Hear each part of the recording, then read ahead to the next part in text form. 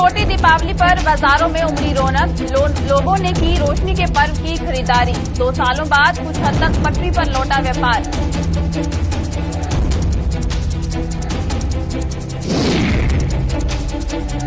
दिवाली पर पटाखा व्यापारियों का मंदा हुआ धंधा। पटाखों की कीमतों में भारी इजाफा, इको फ्रेंडली पटाखों की बिक्री का जारी हुआ आदेश।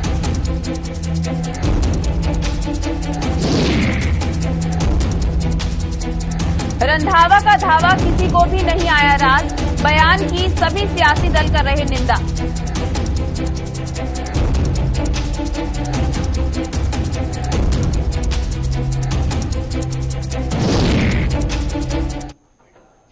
नमस्कार, बुलेटिन में आप सभी का स्वागत है और मैं हूं चेतना शर्मा आपके साथ। चलिए खबरों का सिलसिला शुरू करते हैं। रोशनी के पर्व दीपावली से ठीक एक दिन पहले आज देश भर में छोटी दीपावली का पर्व मनाया जा रहा है। इस त्योहार का खुमार हर किसी के सर चढ़कर बोल रहा है। बात करें अगर जम्मू की, तो यहाँ भी लोग इस त्योहार की सभी परंपराएं निभाने के लिए कमर कस चुके हैं। कोरोना महामारी के दौर में सभी त्योहारों का मजा किरकिरा होकर रह गया था, लेकिन इस बार महामारी का प्रकोप कम होने और पाबंदियों के हटने से हर किसी ने राहत की सांस ली है। जम्मू शहर के बाजार खूबसूरत ढंग से सजे हुए हैं और उनकी छटा देखते ही बनती है। दुकानदारों की माने तो लोग घरों से बाहर तो निकल रहे हैं, लेकिन अभी भी उनके दिलों में कोरोना का डर बैठा हुआ है। दुकानदारों के धंधे में इतनी तेजी तो नहीं दिखी, अलबत्ता उन्होंने ये जरूर बताया कि इस बार उनका काम धीरे धीरे पटरी पर लौट आया है।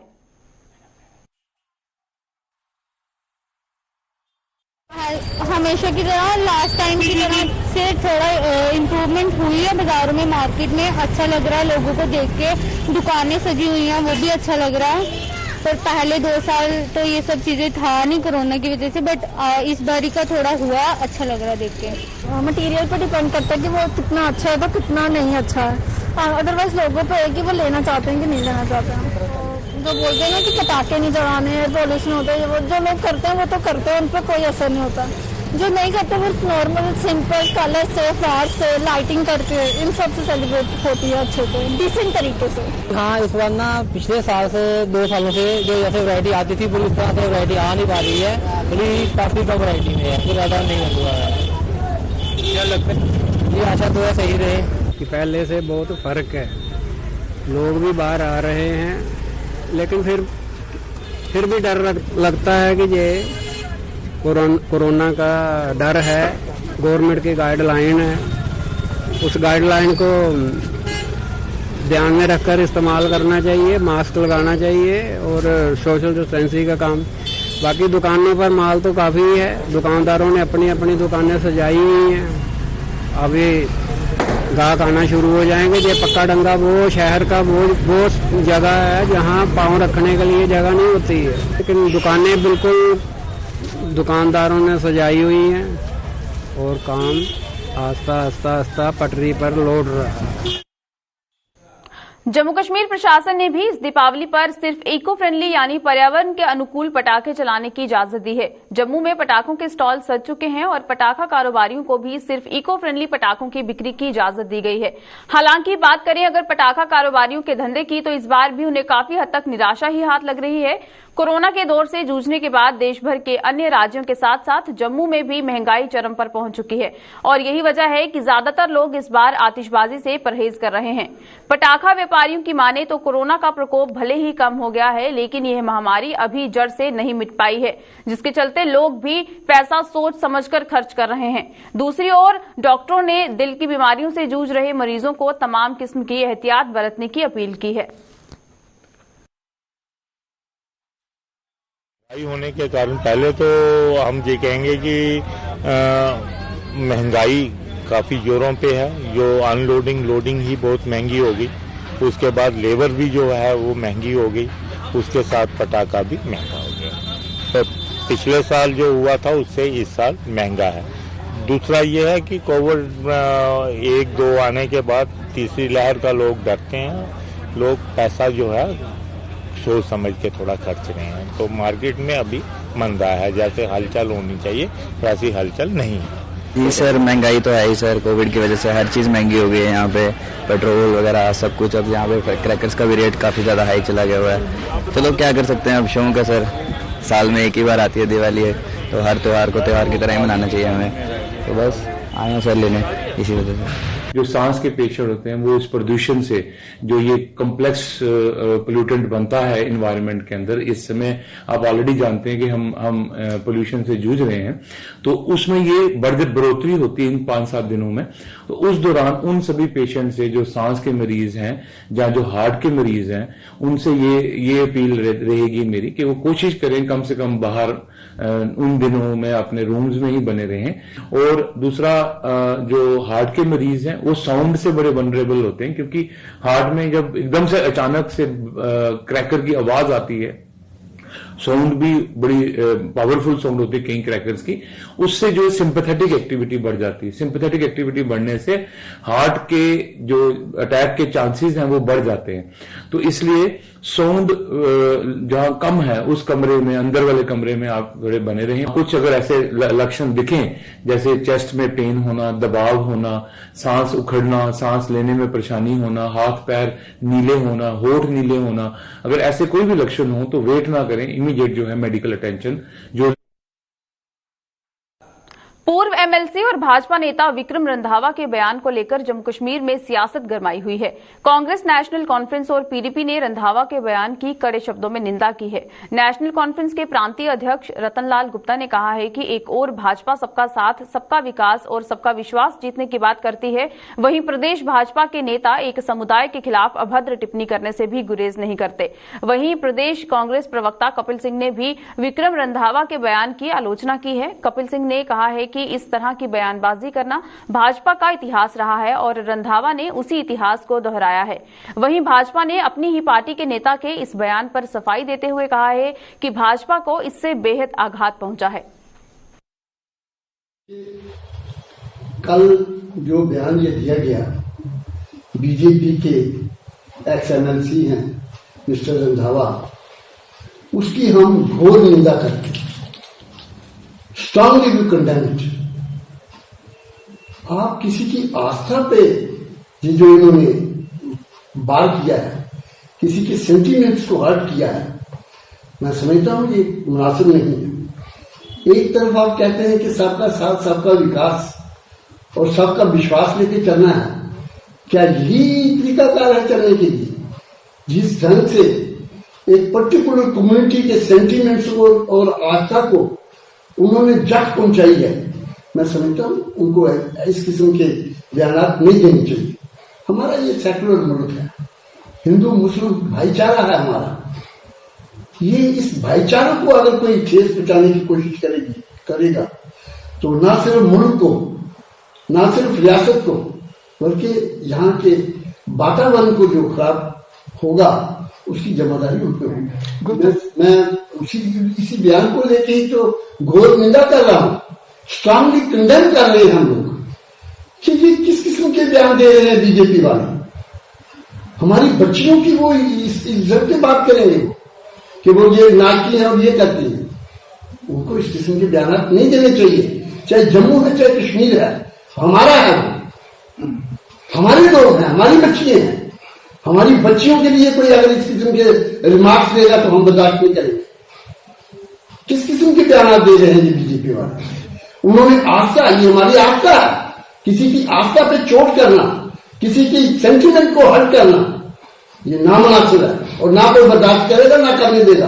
भारतीय जनता पार्टी का जो इतिहास है, विक्रम रंधावा जी ने उसे दोहराने का काम किया है। धार्मिक उन्माद फैलाना ये भारतीय जनता पार्टी का आज का कार्य नहीं है और हमारा ये मानना है कि ऐसे बयानात से धार्मिक उन्माद तो पैदा होता ही है, धार्मिक सौहार्द जो है वो तो बिगड़ता ही है। गैर कानूनी तो ऐसे बयानात होते ही हैं, साथ में ये असंवैधानिक भी हैं, अनकॉन्स्टिट्यूशनल भी हैं और हमारा निजी रूप में मानना है कि ऐसे धार्मिक सौहार्द को बिगाड़ने की जो भी कोई कोशिश करे उसके खिलाफ कड़ी से कड़ी कार्रवाई होनी चाहिए। देखिए, किसी भी तरह की धार्मिक भावना को आहत करना मैं समझता हूं ये गैर इंसानी भी है, गैर कानूनी भी है और इस तरह से बच्चियां किसी की भी हों, किसी के ऊपर भी इस तरह की कमेंट्स करना या इस तरह के बयानात देना, ये हम समझते हैं कि ये समाज के हित में नहीं है और ना ही किसी धर्म विशेष के हित में हो सकते हैं। और इस देश में तो हमारा जो कानून है वो तो कभी भी इस चीज को अलाउ ही नहीं करता है, और इसीलिए मैंने पहले भी कहा कि ऐसे लोगों के खिलाफ कड़ी से कड़ी कार्रवाई होनी चाहिए। तो सबसे पहले मैं तो कहूंगा कि नरेंद्र मोदी जी ने अपने ट्विटर से अकाउंट से उन्होंने चीयर किया है पाकिस्तानी टीम को, और सबसे पहले मैं कहना चाहूंगा आपके माध्यम से कि पाकिस्तान और इंडिया का जो मैच हुआ उसकी जड़ क्या है? उसकी जड़ तो जय शाह है। अमित शाह और जय शाह ने ये भारतीय क्रिकेट टीम को क्यों इजाजत दी कि पाकिस्तान क्रिकेट के साथ इनका मैच कराया जाए? आज अगर कोई नारे लगाता है तो उससे पहले मैं समझता हूं कि जो उसकी जड़ है उसको पकड़ना चाहिए। मैं ये पूछना चाहता हूं, 4 दिन पहले अमित शाह जी आए थे यहाँ पर, वो कहते थे हम जम्मू कश्मीर के नौजवानों से बात करेंगे। अब जम्मू की एक लीडर आके जो सेंटर से मिनिस्टर आता है और वो ये कहता है, और एक स्टेट से लीडर उठता है कहता है नहीं नौजवान लड़कों की बच्चों की चमड़ी दे देनी चाहिए। तो पहले वो अपने घर को देखें कि बात करनी है नौजवानों से या नहीं करनी है, या नौजवानों की चमड़ी उधेरनी है। देखिए, कल का जो वीडियो वायरल हुआ है उसके लिए जो लैंग्वेज इस्तेमाल की गई रंधावा साहब की तरफ से वो कहीं ठीक नहीं थी, और बहुत सारी चीजें वो ऐसी कह गए जोश में आके जो नहीं कहनी चाहिए थी। उनकी तरह के एक पॉलिटिशियन को ऐसी चीजें अच्छी नहीं लगती हैं। उनके इस इंटरव्यू के बाद, वायरल होने के बाद भारतीय जनता पार्टी पूरा परिवार को बहुत ठेस पहुंची है। सभी दुखी हैं कि इस तरह का उनकी तरफ से बयान आना, और मैं कहता हूँ ऐसे बयान की कड़ी निंदा करती है भारतीय जनता पार्टी, हमारी पूरी हाईकमांड निंदा करती है, और उसके ऊपर हमारी पार्टी ने एक्शन ले लिया है। हमारी जो हमारी पार्टी की जो एक कमेटी है वो उसने नोटिस दे दिया है उनको, और विक्रम जी को जवाब देना पड़ेगा। वहीं भाजपा नेता और पूर्व एमएलसी विक्रम रंधावा के साथ साथ अपनी पार्टी द्वारा की बयानबाजी के विरोध में पैंथर्स पार्टी ने जम्मू में प्रदर्शन किया। प्रदर्शन की अगुवाई कर रहे पैंथर्स पार्टी के चेयरमैन हर्षदेव सिंह ने भाजपा और अपनी पार्टी पर निशाना साधते हुए कहा कि दोनों पार्टियों ने सांठगांठ कर इस तरह की बयानबाजी की है। यह जम्मू कश्मीर के लोगों को बांटने की साजिश की गई है ताकि इसका राजनीतिक लाभ उठाया जा सके। बयानबाजी की गई है और लोगों को आपस में लड़ाने का प्रयास किया जा रहा है। लोगों में जात और मजहब के नाम पर तकसीम की जा रही है, ये सरासर गलत है। हिंदुस्तान की खूबसूरती यही रही है कि यहाँ सब समुदाय के लोग एक साथ मिलकर रहते रहे हैं और देश की उन्नति के लिए बराबर का योगदान देते रहे हैं। लोगों को तकसीम करने का मतलब ये होगा कि देश को कमजोर करना, और हम दुश्मन देश के साथ कभी लड़ नहीं पाएंगे अगर हम अपने ही लोगों के बीच में दरार पैदा करते रहे, उनको जात और मजहब के नाम पर तकसीम करते रहे। जिस तरीके से भारतीय जनता पार्टी ने एक बयानबाजी की है और एक तकसीम पैदा करने की कोशिश की है, वो सरासर निंदनीय है। और इसी तरीके से अपनी पार्टी जो है उन्होंने भी एक बयान दूसरे समुदाय के खिलाफ दिया है और उन्होंने भी तकसीम करने की कोशिश की है। ऐसा लगता है बीजेपी और अपनी पार्टी मिले हुए हैं और वो समाज में दरार पैदा करने की कोशिश कर रहे हैं, और एक साजिश के तहत उन्होंने एक सलाह मशवरे से ऐसे बयानबाजी की है कि यहां आप एक समुदाय के वोट बीजेपी ले ले और दूसरे समुदाय के वोट अपनी पार्टी ले ले। इसका पर्दाफाश होना चाहिए और इन दोनों पॉलिटिकल पार्टीज की मान्यता रद्द की जानी चाहिए। जल शक्ति विभाग के कमिश्नर सेक्रेटरी एम राजू और जम्मू के डीसी अंशुल गर्ग ने आज मड ब्लॉक का दौरा कर वहां बॉर्डर एरिया डेवलपमेंट प्रोग्राम के तहत पूरी की गई परियोजनाओं और बैक टू विलेज के तीसरे चरण के तहत जारी परियोजनाओं का जायजा लिया। इस दौरान दोनों अधिकारियों ने बीडीसी और डीडीसी सदस्यों के साथ लेकर इन सभी परियोजनाओं की समीक्षा की। इस दौरान दोनों ने लोगों को पेश आ रही समस्याएं भी सुनी और उन्हें सिलसिलावार ढंग से हल करने का आश्वासन भी दिया। राजू साहब, आज उनका दौरा है मड ब्लॉक का। खास मकसद है कि जो border area development programme BADP के तहत वर्क्स कंप्लीट हुए थे उनका जायजा लिया जा सके, और बैक टू विलेज 3 के दौरान जो काम मड ब्लॉक में चल रहे हैं उसके लिए उनका साथ हमारे जो पीआरआई मेंबर्स हैं यहाँ के, हमारे सुरेंद्र जी जो ब्लॉक चेयरमैन है और हमारे डीडीसी मेंबर बलवीर जी उनके साथ हैं, उनकी पूरी टीम जो यहाँ पे लोकल सरपंचेज हैं और जो यहाँ के ऑफिसर्स हैं, चाहे वो जल शक्ति के हो या दूसरे विभाग के हों, उनके साथ है और जो भी लोगों की मुश्किलात है उनका साथ जायजा दे रहे हैं और जो एप्रोप्रिएट डायरेक्शन है। थर्ड था, उसके अंदर 10 लाख की राशि आई थी जो एडिशनल प्लान जो सभी पंचायतों को अलॉट हुआ था। तो जम्मू की सभी 300 पंचायत को 10 लाख रुपए अलॉट हुआ था, जिसको ई टेंडरिंग के जरिए काम कंप्लीट किए जा रहे हैं। आज जहां पंचायतगढ़ जसवा में हम खड़े हैं, यहाँ पर भी जो बैक टू विलेज 3 का ही एक काम है जो भी सेक्रेटरी साहब ने इंस्पेक्ट किया है, और इसी तरीके से कुल मिलाकर पूरे जिले में तकरीबन 450 काम ऐसे थे जिनमें से 280 काम जो है उसको कंप्लीट किया जा चुका है।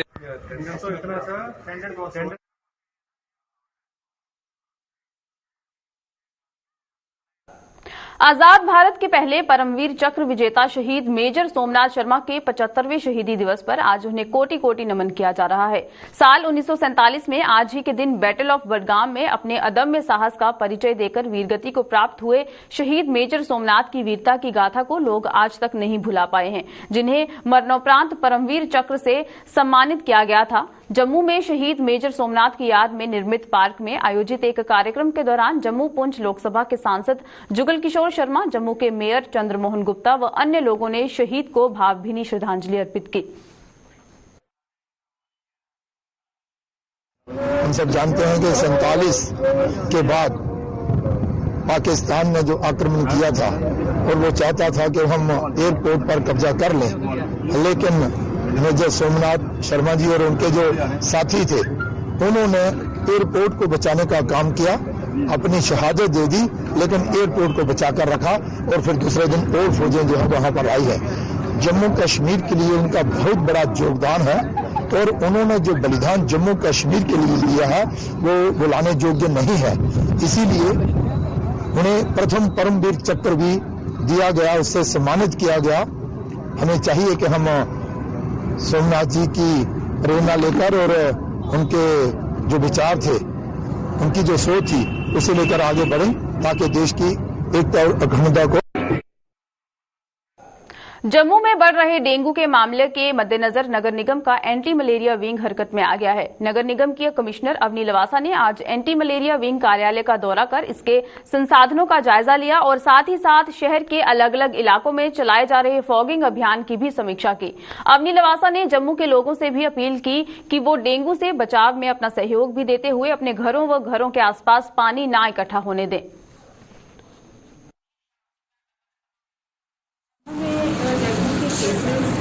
कुछ टाइम से काफ़ी आ रही है, इसमें जम्मू म्यूनसिपल कॉर्पोरेशन द्वारा करीब 2 महीने से फॉगिंग चल रही है। इसके साथ साथ लेकिन मैं लोगों से रिक्वेस्ट करना चाहूँगी कि अपने घरों में जो स्टैगनेंट पानी होता है उसको प्लीज़ स्टैगनेंट ना रखें। ये जानना बहुत ज़रूरी है कि डेंगू के मच्छर साफ पानी में भी होते हैं, तो आप अपने घर में एटलीस्ट इंटरनली हमारी हेल्प करें। जो हमारे पब्लिक एरियाज हैं उसमें फॉगिंग एंड स्प्रेइंग हम लोग जोरों से कर रहे हैं। Jammu Kashmir teachers joint action committee ने सरकार की ट्रांसफर पॉलिसी पर सवाल उठाए हैं। कमेटी का कहना है कि रहबरे तालीम योजना के तहत नियुक्त टीचरों को आज नियमित हुए 15 साल से अधिक का समय बीत चुका है, लेकिन उन्हें ट्रांसफर पॉलिसी के दायरे से बाहर रखा गया है। कमेटी के प्रधान विनोद गुप्ता ने बताया कि रहबरे तालीम टीचर अब जनरल लाइन टीचर बन चुके हैं, लेकिन इसके बावजूद उनके साथ सौतेला व्यवहार किया जा रहा है। गुप्ता ने कुछ अन्य मुद्दों का हवाला भी दिया और जम्मू कश्मीर प्रशासन से इन्हें जल्द हल करने की मांग की। आरईटी बॉन्ड जितने भी टीचर हैं उनको रेगुलराइज हुए आज 10 से 15-16 वर्ष हो चुके हैं, लेकिन उनकी ट्रांसफर जो है वो आज तक नहीं की गई है। ट्रांसफर पॉलिसी से हमें बाहर रखा गया है। तो आज हमारी आपके माध्यम से ये गुजारिश रहेगी कि हम जब टीचर बन गए हैं, जनरल लाइन टीचर बन गए हैं, तो आज हमें हमारे साथ सौतेला व्यवहार क्यों किया जा रहा है। अब जब हम बाय द वे या प्रमोशन या जैसे भी टीचर अब आ गए तो इक्वली ट्रीटमेंट सब टीचर्स को होना चाहिए। दूसरा यह है कि जो इनिशियल 5 ईयर्स हमने डिपार्टमेंट में दिए हैं एज ए आरईटी, उसके हम फाइनेंशियल बेनिफिट्स नहीं मांगते हैं, लेकिन नोशनल बेनिफिट्स जो है वो हमें मिलने चाहिए। हमारे बड़े सारे लोग ऐसे थे जो एक बड़ी ज्यादा एज में जो लगे हैं, वो 16-16 साल नौकरी करके वो रिटायर हो जाएंगे, तो उनको सारे सर्विस बेनिफिट्स भी जो है वो नहीं मिलेंगे, पेंशनरी बेनिफिट्स। तो हम चाहते हैं अगर वो 5 साल हमारे डिपार्टमेंट में जुड़ जाए नोशनली, फाइनेंशियल हम नहीं मांग रहे, नोशनली जुड़ जाए ताकि उनको वो फायदा जो है उन 5 वर्षों का मिल सके। और तीसरा बड़ा इंपॉर्टेंट इशू ये है कि जितने भी मुलाजिम हमारे स्टेट में 2010 के बाद अपॉइंट हुए हैं उनको न्यू पेंशन स्कीम में रखा गया है, जो बुढ़ापे में आफ्टर रिटायरमेंट जो पेंशन का एक उनका सहारा होता है उससे भी उनसे वो छीन लिया गया। पीने के पानी की समस्या को लेकर जूझ रहे ब्लॉक डंसाल की पंचायत शुरता के लोगों को दीपावली के शुभ अवसर पर एक बड़ी सौगात मिली है। इस पंचायत में आज से पानी की पाइपें बिछाने का काम शुरू हो गया है, जिसका उद्घाटन डीडीसी सदस्य शमीम बेगम ने किया। पंचायत के सरपंच सहित स्थानीय लोगों ने इस सौगात के लिए जम्मू कश्मीर प्रशासन और डीडीसी सदस्य का आभार जताया है।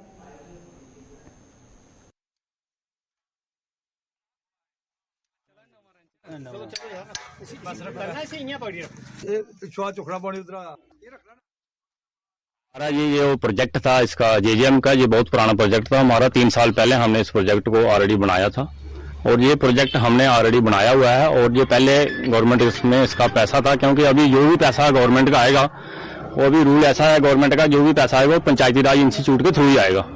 तो अभी वो पैसा डीसी साहब ने जो पैसा था इसका जो भी था, शायद वो इसमें कुछ हमारा जनाखा पंचायत का भी था, हमारे छोटा पंचायत का, इसमें भी 2-3 गांव रह गए हमारे जो पीछे वाले, इनको जय साहब को पता है, क्योंकि लेतरे रह गया, उसमें पौंथा रह गया, उसमें हमारा बोडल रह गया है और एक हमारा आरदा था। इसमें आरदा के घर थे हमारे 6-7 घर थे आरदा के, और एक विजय जी का घर है उसमें। तो वो हमने एडजस्ट किए थे पहले भी, वो पैसा भी डीसी साहब ने जो है वो रिलीज किया था।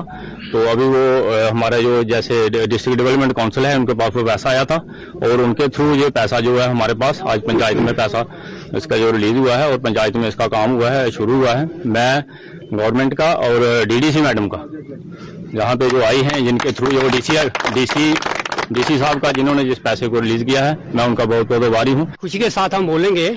सबसे पहले तो हम मैडम डीडीसी जिन्होंने अपने फंड से इस काम को आगे बढ़ाने के लिए, जोड़ने के लिए उन्होंने पैसा दिया, उनके लिए हम छोटा पंचायत के लोग, ताड़ा जनाखा सभी इनका शुक्रिया अदा करते हैं। और दूसरा शुक्रिया अदा हम करते हैं अपने पीएचई डिपार्टमेंट का। यहाँ पर AWE साहब आए हुए हैं, ये हमारे जेई साहब हैं, इन्होंने बड़ी एक मेहनत के साथ, लगन के साथ इस काम को आगे बढ़ाया है। क्योंकि ये जो प्रोग्राम बना था, ये जो डगबेल काफी देर पहले बना था, ये इसका पानी इधर ही आना था, लेकिन हमने पीएचई वालों को रिक्वेस्ट की, छोटा वालों ने, कि हमको भी दे दो। हम वो भी इनका शुक्रिया अदा करते हैं कि स्कीम इनकी थी लेकिन पानी हमको दिया। अब हमारा भी फर्ज बनता है कि वहां भी पानी जाए जिसकी ये स्कीम है। बहुत बहुत धन्यवाद। और काफी देर से ये लोगों की डिमांड थी एक पानी की बहुत ज्यादा यहाँ पे किल्लत थी, जिसकी वजह से मैंने अपने फंड्स में से 12 लाख रुपया देकर अपना ये एक स्कीम के द्वारा सरांजली में एक प्रोजेक्ट नया शुरू किया इन्होंने, जिससे कि शूरता पंचायत और जनाखा में और संदरोड़ के इलाके में सब में पानी की किल्लत है जो वो दूर हो जाएगी।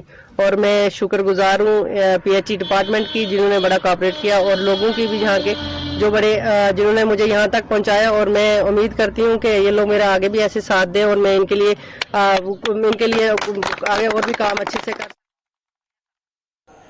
जातिवाद के खिलाफ और देश को एक सूत्र में बांधने का बीड़ा अरुणाचल प्रदेश की 2 महिला बाइक सवारों ने उठाया है। अपने इस उद्देश्य को लेकर दोनों महिला बाइक सवार उत्तर भारत के 8 राज्यों की यात्रा कर रही हैं। ये दोनों 7000 किलोमीटर का सफर 33 दिनों में तय करेंगी। अरुणाचल प्रदेश से अपनी यात्रा की शुरुआत करने वाली ये दोनों बाइक सवार आज जम्मू पहुंची, जहां इनका भव्य स्वागत किया गया। अपने इस सफर के बारे में इन दोनों का क्या कहना है, आइए देखते हैं। हम लोग का ये मिशन है कि एक्चुअली हम लोग का पीस एंड ब्रदरहुड और रेसिज्म का ऊपर हम लोग राइट कर रहे हैं, क्योंकि बहुत सारा हम लोग का नोटिस जो पेश किया है कि कोरोना को लेके हम लोग का वहाँ पे क्या हुआ था कि अरुणाचल जो मतलब नोटिस जो चाइनीज चिंकीज बोला जाता है, हम लोग को अरुणाचल और नोटिस को ऐसे नहीं बोलते है कि वी आर इंडियन, लाइक हम लोग को अलग से ट्रीट किया जाता है। उसके ऊपर पे हम और मेरा लेडी राइडर्स इतना बड़ा दूर से अरुणाचल प्रदेश से यहाँ आज पहुँचा है। सब आज 5 स्टेट हो गया जम्मू पे, तो उसका ऊपर में हम लोग राइड किया था रेसिज्म का ऊपर में। और हम लोग का वही है कि उसके बाद स्कूल में और रूरल एरिया में हम लोग विजिट कर रहे हैं, थोड़ा इंटरेक्ट कर रहे हैं, बच्चा लोग को सिखा रहे हैं कि अरुणाचल क्या है, अरुणाचल कहाँ से है, उसके बाद अरुणाचल में क्या होता है, थोड़ा सा ये सब चीज बता रहे हैं। जो लोग अरुणाचल प्रदेश के बारे या नॉर्थ ईस्ट इंडिया के बारे इतने अवेयर नहीं है, तो उसी चीज को लेकर as an Arunachal, as an north east, as an citizen of India कि हम अपने तरफ से इनिशिएट लिया गया है कि हमारा काम है कि प्रदेश को लोगों को बताए कि कैसा है, क्योंकि अगर जब तक उनको कोई इन्फॉर्मेशन देगा नहीं तो मालूम नहीं होगा। बस हमेशा कहते हैं कि हाँ कहीं सुना है, बुक्स में देखा है, तो उसी चीज को देखते हुए, मद्देनजर पे देखते हुए कि हमने सोचा कि प्रैक्टिकली हम जाए और ग्राउंड पे उनसे मिले। तो अभी तक का सफर, जर्नी जितना भी ट्रिप रहा है काफी अच्छा है और आशा करते हैं कि आने वाले समय में भी यही होंगे। चलिए, जम्मू कश्मीर के खास बुलेटिन में बस इतना ही। मुझे दीजिए इजाजत। नमस्कार।